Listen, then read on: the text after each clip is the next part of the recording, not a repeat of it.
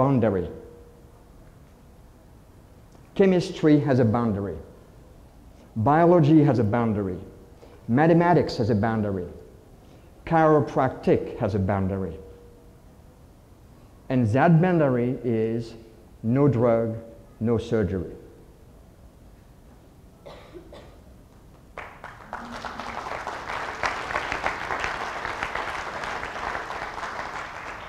That is not a negotiable issue.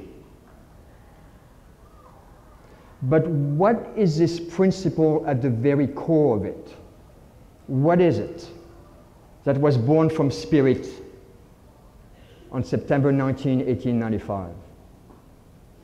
Jim DuBell asked a question on Facebook the other day.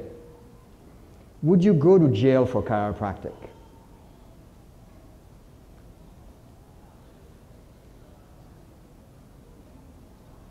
Would you go to jail for chiropractic?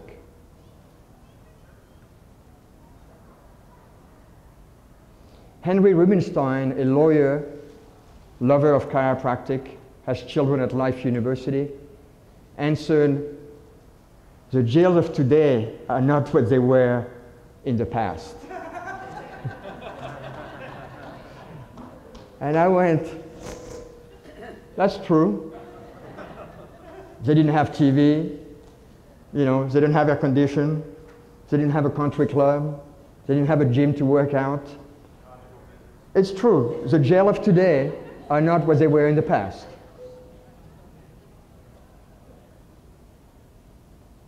When I was at Sherman, I was a pioneer in the first class at Sherman. Tom Gilardi invited the pioneer to assembly.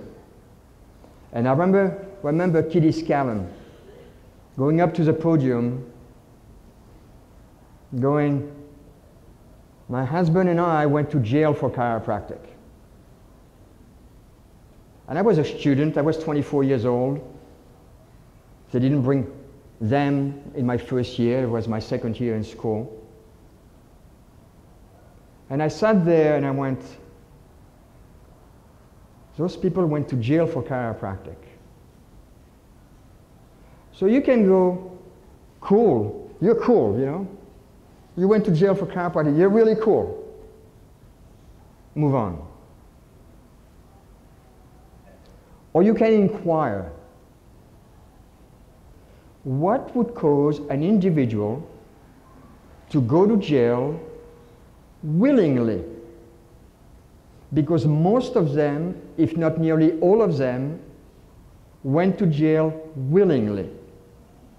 They were given a choice by the judge.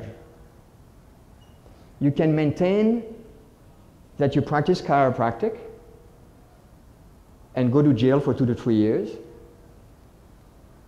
or you can state that you practice medicine without license, get a fine of $100, and go back to your family.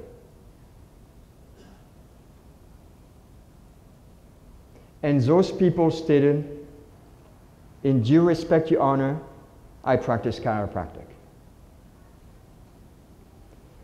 Now, what are the reasons, historically throughout history, that people went to jail for a principle?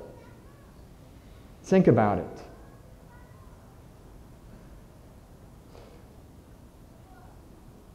What are the historical reasons?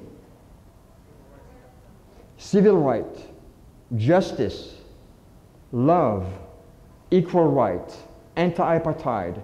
It goes on and on and on. They went to jail for an intangible principle.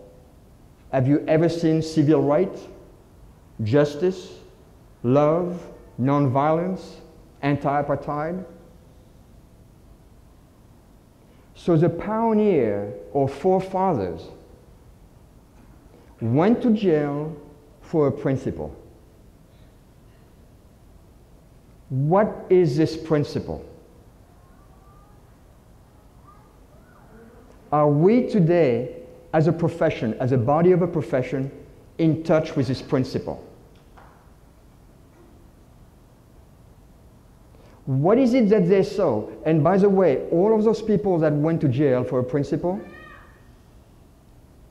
are doing it at a time where that very principle is completely antithetical to the trend of society. Christ went to jail on the principle of love when the dominant belief system of the time was an eye for an eye.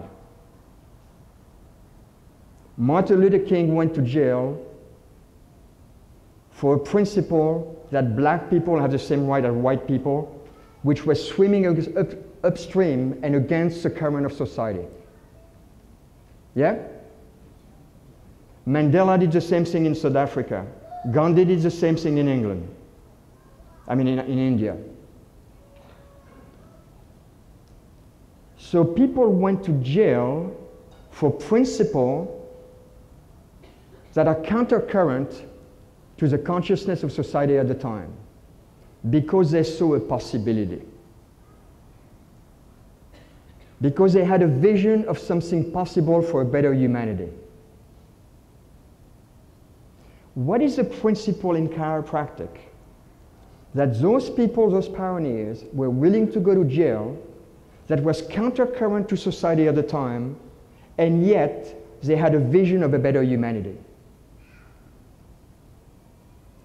And I'm going to bring it down in a simple term. Cosmic energy, universal energy, is being transformed by the brain into phorone, which are a unit of life force. Like watt is a unit of electricity, phone is a unit of life force.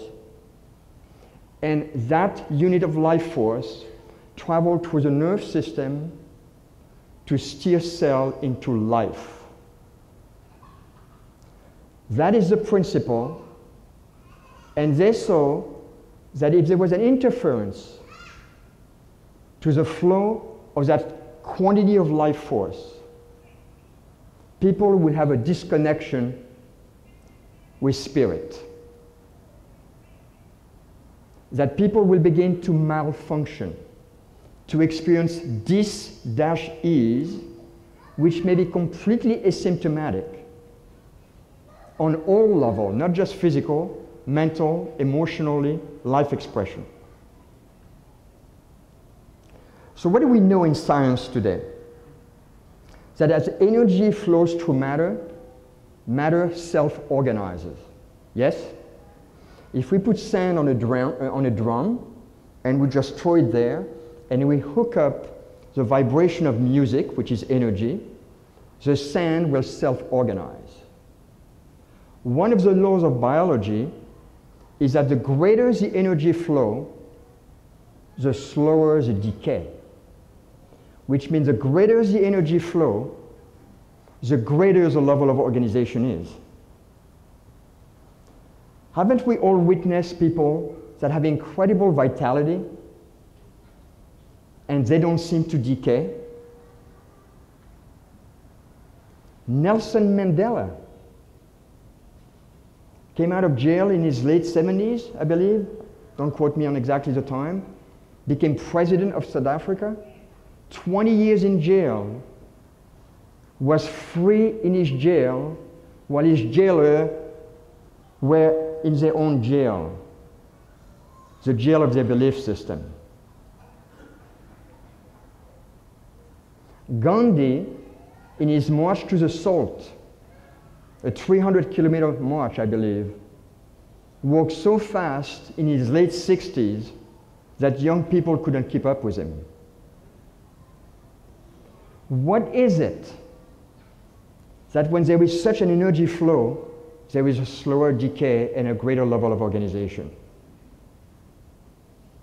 So watch this, the student and the people that I lost in chiropractic.